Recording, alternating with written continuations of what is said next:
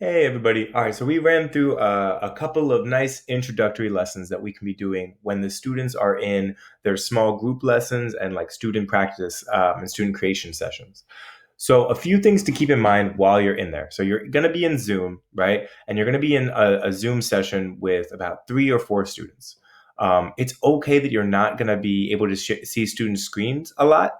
Students may not turn on their cameras. That's okay, but let them know that you want to make sure that they're engaging through their mic, right? That they're talking. A big thing to do as you teach is to make sure that you do consistent check-ins with students, right? Consistent questions. If you're giving a lesson, break your lesson down into small little tidbits where you can be asking students, like once you teach something, ask a student like, okay, like what do I do here, right? You always want to be bringing students in. You don't want to be, I know these videos that I'm talking a whole bunch and preaching and all that stuff or whatever, right? But when you go to give a lesson, it's really good to make sure that you're asking questions to students and having the students kind of help guide the lesson. So as you give a little tidbit, you teach a little bit, don't talk for too long, ask a question, right? Have a student's voice get in there, right? Check in. Oh, does this make sense, Joe? Does this make sense, Steve, or whoever you're teaching, right? Like do constant check-ins, check for understanding, see how they're doing. It's okay. They might not be able to share their screen. They might be working on their phone. They might be in a variety of different Zoom situations. You roll with it and say, that's okay. I'm really happy you're here. I'm really happy you're trying these things out. If students do want to share their screen, that's totally fine, and we'll make sure that is enabled. Make sure your screen is always shared. If you're not sure how to share a screen, let me show you real quick.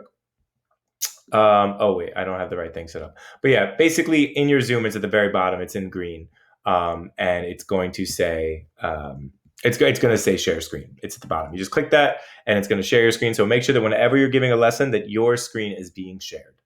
Are there any other things to think about? Like I said, constant check-ins. Don't talk for too long. Allow students to try things out. Right. Give your lesson. Model it.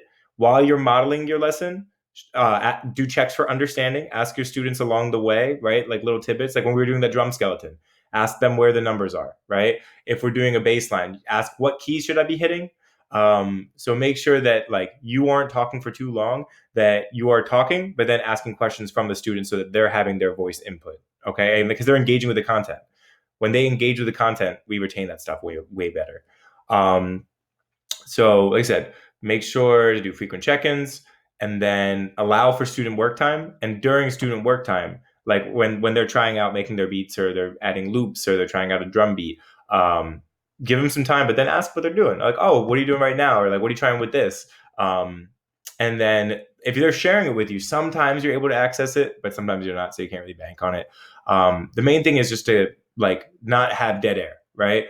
You can have dead air for a little bit, but once again, the assignments that you're giving, they shouldn't be that large at a time where you can't be doing frequent check-ins with your students still. So like I said, making sure to ask questions, see where they're at. And yeah, those are the main things. And then also to like call out students doing great, right? If a student gets the right answer, make sure like, oh yeah, you're killing it. You got this. Like always make sure that there's a lot of positive encouragement as we do these things. And once again, calling out students by name in positive ways works to build those relationships.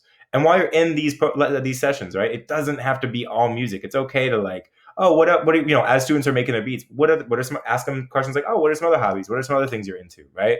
And if there's a group of 3 students you're teaching, make sure as you're asking these questions that like, or as you're giving a lesson, make sure that you ask student number 1 the first time, you ask student number 2 the second time, right? You ask student number 3 the third time. Make sure that each student in your group you're asking and doing check-ins with. Okay. Eventually, you want to make it a nice, safe, like little community where you're all 4 of you, right, or all 5 of you, however many people are in the group. Everyone is kind of like in that conversation. You're asking one student a question, then you're asking another student a question, right?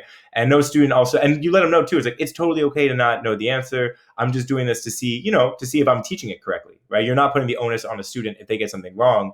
You're letting them know it's like, hey, this is me to see if I taught it correctly, that kind of thing. But yeah, so those are just some things to remember as we're in the small groups and lessons. Also, make sure to always do like ask students questions if they need help, right? Let them know, does anything not make sense? Let them know that they can come to you and ask for help if they don't understand something. All right. Thank you so much, everybody. I'll see everyone in the next lesson.